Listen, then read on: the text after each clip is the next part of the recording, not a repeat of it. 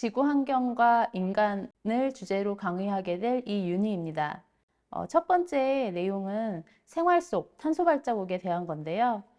최근 몇 년간 우리나라에서도 기후변화가 실제 일어나고 있다는 것을 심각하게 느끼고 있는 사람들이 많아지면서 관련된 용어인 탄소 발자국에 대해서도 그리 생소하진 않으실 거라고 생각을 합니다.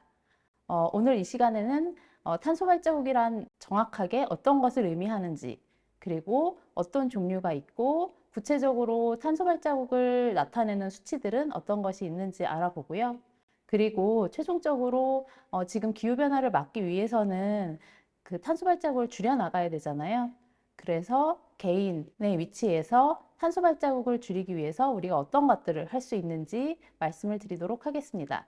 강의는 탄소 발자국에 대해서 바로 그냥 말씀드리기보다 제가 소설의 일부분을 좀 말씀을 드리려고 하는데요. 제목을 보시면 모든 것이 탄소로 계산되는 세상이라고 제가 달았습니다. 그래서 이 소설의 내용을 설명하는 어떻게 보면 배경이라고 할 수 있죠. 그 배경과 제가 본문의 일부를 좀 따왔는데요. 읽어보도록 하겠습니다.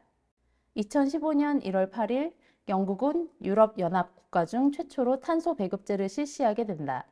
전 국민에게 의무적으로 탄소 카드를 발급하고 1인당 월간 200포인트 이상 사용을 제한한다. 컴퓨터와 텔레비전은 하루에 2시간만 이용 가능. 샤워는 단 5분 만에 끝내기. 심지어 목욕은 주말에만 할 수 있다. 그리고 이 소설의 화자는 여학생인데요.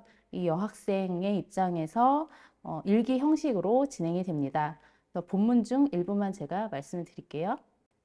아빠는 오늘 밤 우리를 다시 앉히고는 짜증나는 정부 인터넷 사이트에 들어가서 우리 가족의 탄소 배당량이 얼마인지 알아보게 했다.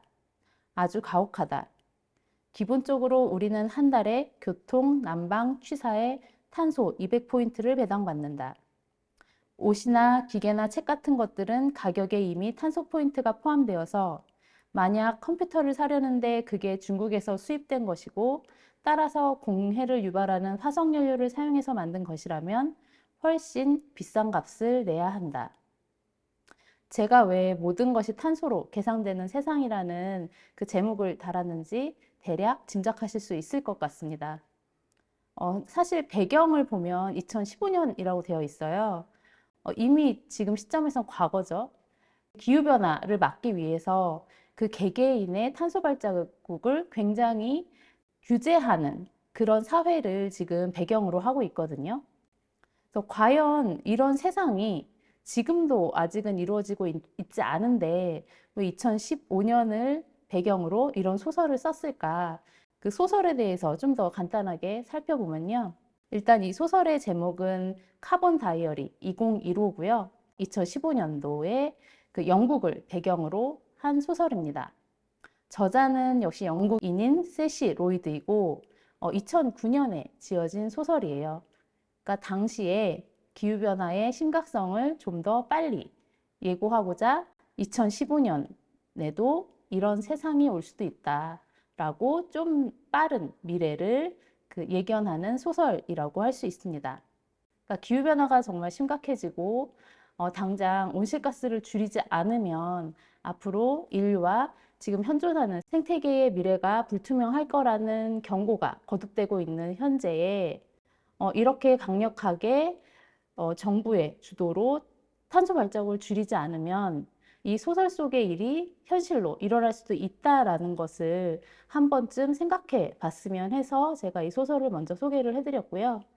그러면 탄소 발자국이란 정확하게 어떤 것을 의미하는지부터 말씀을 드리도록 하겠습니다. 발자국이란 용어가 쓰이잖아요. 사람이 걸을 때 지표면이든 아니면 특히나 눈이 온 날이면 그 바닥에 발자국이 남게 되죠. 그런 것처럼 인간의 활동, 특히나 산업혁명 이후에 화석연료를 지나치게 채취함으로 인해서 대기 중에 온실가스가 축적되게 되고 그로 인해서 오늘날의 기후변화가 일어나게 된 거잖아요. 그러니까 이런 인간의 활동이 이 지구상에 어떤 족적을 남기는 것처럼 피해를 입히고 있다. 이런 의미로 탄소 발자국이라는 용어를 사용하고 있습니다. 정확한 그 정의를 말씀을 드리면 제품이나 개인뿐 아니라 기업, 국가가 일련의 활동 과정에서 배출하는 탄소의 양을 나타내는 지표라고 할 수 있습니다. 보통 탄소 발자국 하면 어떤 것의 탄소 발자국을 알고 계시나요? 뭐 제품의 탄소 발자국 많이 알고 계실 것 같고요. 그리고 개인의 탄소 발자국을 궁금해 하시는 분들도 많죠. 나의 오늘의 탄소 발자국 얼마나 되나. 그런 것에 대한 요청도 사실 요즘 굉장히 많아요. 근데 이 탄소 발자국은 사실 그 주체가 굉장히 다양합니다. 여기 보시는 것처럼 전 세계의 탄소 발자국도 당연히 있고요. 이거는 전 세계가 1년 동안 배출하는 탄소의 양이겠죠. 그것부터 국가, 그리고 지자체, 도시, 기업, 조직, 개인, 그리고 제품, 서비스까지 그 범위는 사실 어떻게 보면 정하기 나름입니다. 탄소 발자국, 온실가스 배출량, 탄소 배출량 이런 것들을 사실 혼용을 해서 쓰잖아요. 그래서 그걸 잠깐 설명을 드리고 넘어가려고 하는데요. 그 탄소 발자국이란 우리가 흔히 쓰는 온실가스 배출량, 탄소 배출량과 동일한 개념이라고 보시면 돼요. 그러니까 원래는 정확하게 말하면 지금의 그 기후변화를 일으키는 원인이 되는 온실가스는 이산화탄소를 포함해서 6가지가 있습니다. 이 6가지에 대해서 각각 설명하면 이제 소통하기가 어렵잖아요. 그렇기 때문에 가장 그 양이 많고 그리고 또 많이 알려진 이산화탄소로 이제 그 값을 환산해서 보통 나타내고 소통을 합니다. 그래서 탄소 발자국이라는 용어는 온실가스 배출량, 탄소 배출량과 같은 의미이고 또 이렇게 같이 쓰인다라고 생각을 하시면 됩니다. 그 탄소 발자국은 그 여러 범위에 걸쳐서 산정이 될 수 있다라고 말씀드렸는데요. 먼저 국가의 탄소 발자국의 예를 말씀을 드리자면 그 우리나라의 탄소 발자국을 말씀드리려고 해요. 기후변화가 심각해지면서 이제 각 국가별로 이 탄소 발자국이 얼마나 되는지 알아야지 얼마나 줄일 수 있는지, 줄여야 하는지 목표를 세울 수 있잖아요. 그래서 현황을 파악하고 얼마나 줄여나가는지를 또 알기 위해서 주요국, 거의 대부분의 나라들은 이 국가의 탄소 발자국을 파악을 하고 있습니다. 약간 정식 용어로는 온실가스 인벤토리라고 해요. 그래서 우리나라도 국가 온실가스 인벤토리 보고서를 매해 내고 있고 여기 보시면 총 배출량 7억 137만 톤이라고 되어 있어요. 예를 들어 제조업은 얼마나 차지하는지, 수송이나 폐기물로 인해서는 또 탄소 발자국이 얼마나 되는지 확인할 수 있고요. 두 번째는 기업의 탄소 발자국입니다. 산업화 이후에 이 기후변화가 심각해진 것이기 때문에 대량 생산, 대량 소비, 그리고 그 중심에 있는 이 기업들의 생산 활동이 큰 비중을 차지하거든요. 그래서 기업의 탄소 발자국도 굉장히 중요하고 기업들이 앞장서서 이를 줄이려는 노력이 굉장히 강조되고 있는 현실입니다. 국내의 그 주요 기업들의 탄소 발자국을 보시면요.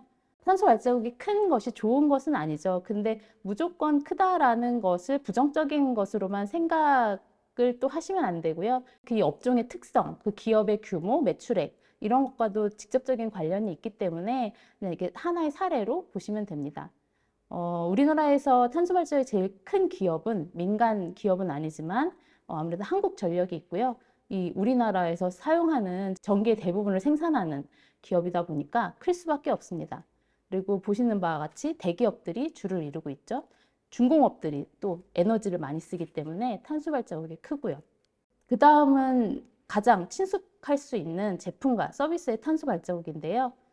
삼다수라던가 여기 보시는 정수기가 있고요. 그리고 아시아나 항공이라고 되어 있는데 지금 왼쪽에 있는 이 인증 마크를 혹시 보신 적이 있는지 모르겠어요. 10여 년 전, 훨씬 전부터 전 세계적으로 그리고 우리나라도 마찬가지로 제품의 탄소 발자국을 파악을 하고 이걸 인증을 부여하는 인증 제도가 운영이 되고 있거든요. 국내에서는 저탄소 인증이라는 이름으로 되고 있고 여기 보시는 제품과 서비스는 그 인증을 획득한 사례들입니다. 여기 보시면 아시아나 항공의 사례가 있죠. 그래서 서비스의 탄소 발자국도 산정을 해서 인증을 부여하고 있어요. 여기 보시는 사례는 김포에서 하네다까지 한 명의 승객이 이코노미석을 이용했을 때 탄소 발자국이 142kg 발생을 한다라는 의미로 이렇게 되어 있습니다. 항공은 운송 수단 중에서도 탄소 발자국이 굉장히 큰 거잖아요. 그래서 이걸 줄이기 위해서 이런 인증도 받고 줄여나가는 노력을 하고 있다라고 보시면 됩니다. 이렇게 앞서서 제품이나 서비스는 결국 사용자들이 사용하기 위한 목적으로 만들어지고 사용이 되잖아요. 그렇기 때문에 이런 서비스를 이용을 하고 제품을 사용하고 관련 운송수단을 이용을 하는 과정에서 개개인의 탄소 발자국이 결정이 됩니다.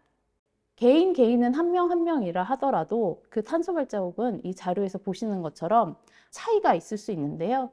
예를 들어서 대중교통을 타고 다니는 사람과 자가용을 타고 다니는 사람, 옷을 1년에 몇 벌 사는 사람과 철마다 많은 수의 옷을 사는 사람, 이런 사람은 탄소 발자국의 차이가 있을 수밖에 없죠. 그렇다라고 하면 그 대한민국에 살고 있는 그 국민의 평균 탄소 발자국은 얼마나 될까요? 그 앞서 보여드린 인벤토리 보고서에는 대한민국 국민 1인의 탄소 발자국도 역시 함께 발표가 되고 있는데요. 근데 이게 실제로 그 1인이 생활하는 과정에서 발생하는 거라기보다는 그 전체 국가의 탄소 발자국을 국민 수로 이제 이렇게 나눈 의미라고 보시면 됩니다. 근데 우리나라 국민 1인의 탄소 발자국은 13.1톤입니다. 이걸 하루로 계산을 하면 한 38kg 정도 되는데요. 지금 여기 보라색 그래프로 된 게 그 추이예요. 보시면 1990년 이후로 최근 2019년까지 거의 계속 상승한 걸 보실 수 있죠. 딱 2번 하락을 했는데요. 1997년에서 1998년 그리고 2018년에서 2019년 이렇게 하락을 했습니다. 이 시기를 보시면 1997년, 98년은 IMF 시기였고요. 그리고 2018년도, 19년도 그 경기 침체가 있었습니다. 그래서 그것 때문에 그 탄소 발자국이 줄어든 것이지 우리의 노력으로 줄어든 적은 안타깝게도 아직까지는 없었습니다. 그만큼 탄소 발자국을 줄이는 것이 얼마나 어려운 것인지를 반증하는 그 자료라고도 볼 수 있고요. 우리나라의 탄소 발자국은 세계에서 한 어느 정도 위치를 차지할까요? 세계 주요국들의 그 탄소 발자국, 개인의 탄소 발자국 순위를 제가 한번 보여드리고 있는데요. 우리나라, 대한민국이 5위이죠.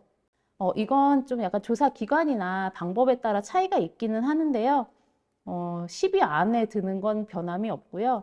이렇게 먹고 입고 일하고 노는 매 순간 우리는 지구에 탄소 발자국을 남기는데 우리가 어떤 선택을 할 때 이런 차이가 생기는지, 그리고 그렇다라고 하면 우리는 어떤 선택을 해야만 하는지, 예를 들어서 일회용 컵과 텀블러의 탄소 발자국 차이, 그리고 최근에 또 많이 그 관심이 높아지고 있는 그러니까 동물성 식품보다 식물성 식품을 먹었을 때 과연 정말 탄소 발자국은 줄어드는지, 또 최근에 좀 선거가 많았는데 선거 때마다 현수막이 굉장히 많이 쓰이잖아요. 그 현수막의 탄소 발자국은 과연 얼마나 되는지. 일단 일회용 컵과 텀블러의 탄소 발자국 차이를 보시면 1회만 쓴다고 가정을 했을 때는 텀블러의 탄소 발자국이 훨씬 큽니다. 물론 그런 분은 안 계시겠죠. 근데 일회용 컵은 보통 종이컵 아니면은 플라스틱 컵 있잖아요. 두께도 얇고요. 그리고 텀블러 같은 경우는 종류는 다양하지만 소재도 이렇게 좀 더 무겁고 튼튼한 스틸 종류가 많이 쓰이고 다른 플라스틱과 함께 복합 소재로도 많이 쓰이고요. 그렇기 때문에 탄소 발자국이 훨씬 커져요. 제가 이걸 말씀드리는 이유는 다회용 제품들 보시는 텀블러라던가 에코백 같은 것들이 그러니까 우리가 일회용품을 쓰지 않고 이 다회용품을 여러 번을 계속해서 오래 씀으로 인해서 탄소 발자국을 포함해서 다른 환경 영향을 줄이려고 이런 것들을 사용을 하는 거잖아요. 근데 최근에는 그냥 여러 가지 이유로 하나나 두 개만 있어야 될 다회용품들이 좀 많아지게 된 것 같아요. 우리가 이걸 원래 의도대로 기후변화를 막기 위해서 이런 다용품을 사용을 한다라고 하면 한두 개의 제품을 오래 써야 한다. 그럴수록 온실가스를 줄이는 효과가 커진다. 그래프에서 보시는 것처럼 6개월이 되고 1년이 되고 2년이 될수록 그 탄소 발자국의 차이는 벌어지게 됩니다. 요즘 학교에서도 그렇고 군부대에서도 왜 채식급식이 이게 시도가 되고 있잖아요. 실제로 탄소 발자국을 줄이는 효과는 있습니다. 제가 서울시청의 사례를 보여드리려고 하는데 2014년도부터 서울시청 내부의 구내식당 그리고 산하의 공공급식소에서 주 1회 채식 식단을 제공을 하는 것을 권장을 해왔어요. 이렇게 해봤더니 효과는 생각보다 좀 크게 나타났습니다. 1년에 52끼니면 사실 그렇게 많다고는 볼 수 없어요. 근데 1,800명의 서울시청 직원들이 이렇게 식사를 했더니 그 탄소 발자국의 효과는 30년생 소나무 7만 그루가 1년 동안 흡수한 탄소의 양과 맞먹는 것으로 나타났습니다. 그리고 이건 전기 사용량으로 따지면 그 서울시 본청이 굉장히 크잖아요. 근데 그 본청에서 1년 동안 사용하는 전기 사용량의 8%에 해당하는 것으로 나타났고요. 그리고 선거 때마다 우리 주변에 이 현수막뿐만 아니라 벽보도 있고 공보물도 있고 그 홍보물이 많이 쓰이죠.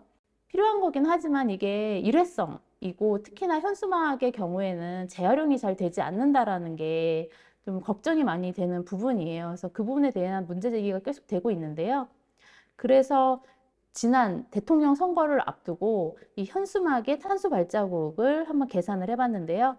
벽보와 공보물, 현수막을 다 합쳤을 때 약 7,300톤의 탄소 발자국이 발생하는 걸로 나타났고요. 이걸 일회용 컵으로 환산을 해보니 5억 개의 일회용 컵을 사용했을 때의 그 양과 또 같은 것으로 나타났습니다. 특히나 현대 사회에 살고 있는 인간은 탄소를 배출하면서밖에 살 수 없는데 과연 탄소 발자국을 줄여서 탄소 중립, 거의 제로화하는 그걸 실현할 수 있을까요? 필요한 것은 정부와 기업이 이 개인이 탄소 발자국을 줄일 수 있는 여건을 확실히 지속적으로 만들어야 된다는 것입니다. 요즘 그 탄소 중립을 달성하는데 이 전기차가 굉장히 중요한 그 운송수단으로 부각이 되고 있죠. 그런데 이 전기차도 어떤 전기를 쓰느냐에 따라서 탄소 발자국이 달라지게 됩니다. 예를 들어서 화석연료라던가 천연가스를 이용해서 생산한 전기를 사용하게 되면 그래도 탄소 발자국이 발생을 하고요. 태양광과 풍력 같은 재생에너지를 이용한 전기차는 탄소 발자국이 거의 제로에 가깝습니다. 그래서 이런 여건이 굉장히 중요하다는 것이고요. 이런 여건은 어떻게 보면 개인이 침범할 수 없는 영역인 듯 하지만 그렇지 않습니다. 시민은 작은 개인이 아니라 주권자이고 소비자입니다. 기업과 정부를 바꿀 수 있는 거죠. 그래서 대표적으로 요즘 기후투표가 중요해지고 있는데요. 지난 총선에 실제로 이런 사례가 있었어요. 앞으로 이 탄소 발자국을 줄이려는 관심과 노력은 여러분도 모두 갖고 계실 거라고 생각을 합니다. 일상 속에서 본인이 찾아서 노력할 수 있는 것들, 그리고 말씀드린 것처럼 기업과 정부에 요구할 수 있는 것들을 통해서 우리 탄소 발자국을 줄여 나가서 기후변화를 막을 수 있는 그런 날이 오기를 희망합니다. 감사합니다.